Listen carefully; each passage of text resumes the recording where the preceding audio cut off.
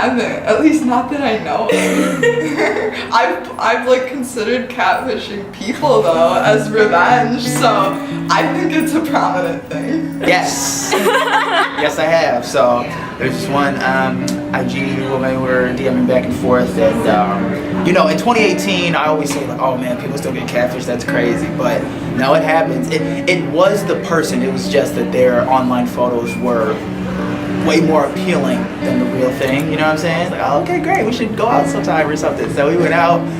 Well, she wasn't no model, so instead of being straight up, I made a lie, and I had to leave early, and we never talked again. But she still watches my IG, so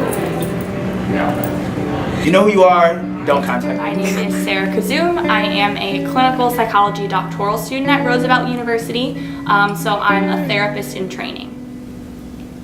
I think that if online dating leads to in-person interactions, I don't think it's making people less social.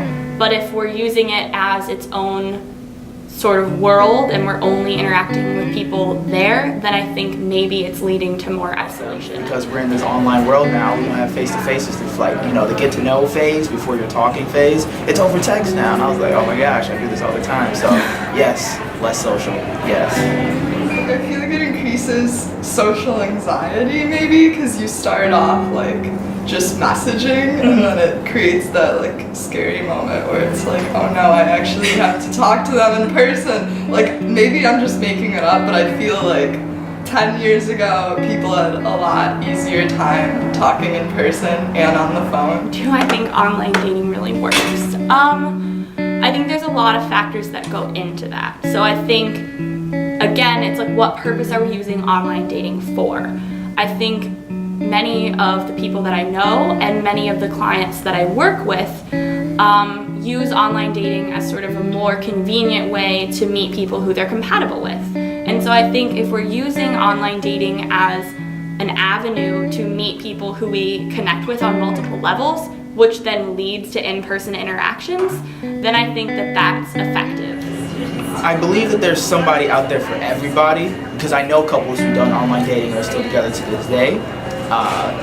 Me specifically? Yeah, my friend is in a relationship and she met the person on OkCupid, and then my other friend was in like a 5-year relationship from meeting someone on like 4chan, which isn't an online dating site, but still kind of like an online, like, I don't know, beginning. More forms of love are becoming acceptable. I think there used to be one form of love that involved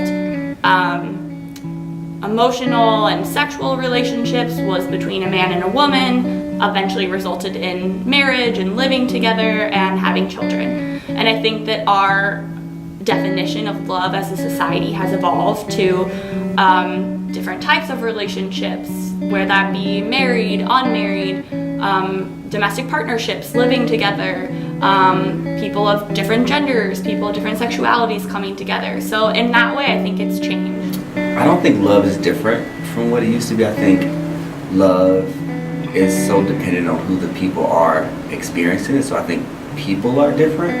And so the way that I feel and understand and experience love at 20 is not the same as I'm going to feel and experience love at 36. So I think it's ever changing, but even within our own selves. But I think that love works when people are willing to compromise and willing to realize that they aren't going to get 100% of what they're looking for in a partner from one person. I don't think that that's realistic. I think some things that impact how people perceive love now, it's a lot of comparison. I mean, everything's on social media, and so a lot of people post about their relationships. And I'm sure, as you all know, that people aren't going to post the things that need work, right? They're going to post the flowers and the trips and the surprises and the gifts, but they're not going to post what happens behind closed doors to get to a place where you can celebrate those things. And so I think, especially in media, we put a lot of pressure on being in a relationship, that somehow that is a need that has to be fulfilled, that is different than single life. And so in that way, I think that we're putting pressure on people. But I think that if one is single and is content with their situation and is getting those needs for connection met through friends or through other people, then why are we pressuring them to being in a partnership? Let me take that back. I don't know if it's actually society as much as it is our human nature, because we're not, as creatures, meant to be alone. Like, we're social beings, we're social creatures. And so there's a desire for our spirits, our souls, whatever you believe in, to be seen, heard, valued, and understood. And we're constantly seeking for another soul that connects with us on the same way. So I think we already have a desire for that, and we're constantly looking for that. And so as a result, I think we see things in society that add on top of that already yearning that we just naturally have. I think the older generation does, and I think more women feel it than men in a heterosexual relationship, in regards to childbearing and like, when are you gonna give me grandkids, and oh, your time clock is ticking, you read it at a time. But there's been plenty of people who have had kids beyond 35, 37, and it's been fine.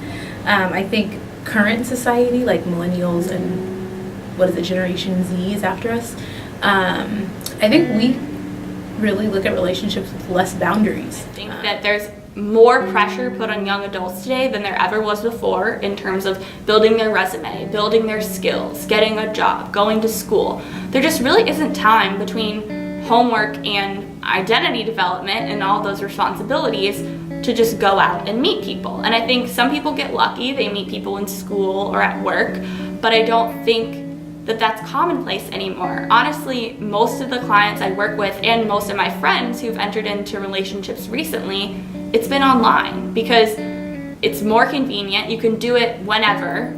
You can sort of figure out if you're compatible with this person before you take your precious time to meet with them in person. Whereas before, people would have to spend a lot of time going out on first dates. Whereas now, you can sort of vet people and decide if they're a match for you and essentially make dating more efficient and potentially more effective. So for me, I liked online dating because I don't have time to go out and meet people in real life because I'm always like studying or working or at school. And I'm not 21, so it's not like I can like go to a bar or anything, so it's a lot more convenient. I had Tinder because I wanted to meet people, but I met someone and now he's my boyfriend, so I got rid of Tinder.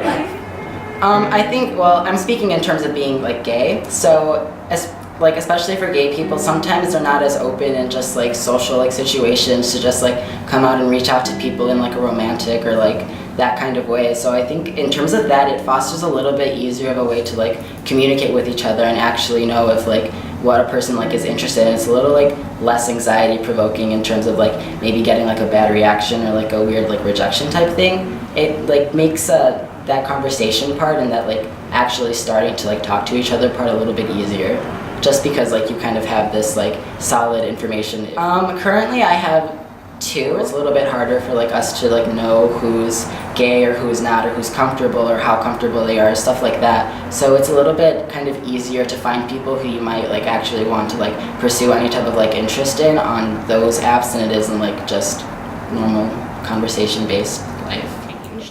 I think there's also an outdated idea that one person is sort of like your love and can provide all the things you might need in a relationship. And I think especially in the social psychology and clinical psychology research world, we're realizing that that just isn't, that's not going to happen, right? Even if you find the most compatible, best person for you, chances are they can't meet all of your needs, right? And that's why we're seeing people still having very strong friendship relationships outside of romantic relationships. That's why we're seeing more open relationships than before, because people are realizing that one person might be able to fulfill many of my needs, but they might not be able to fulfill all of them, and that's okay.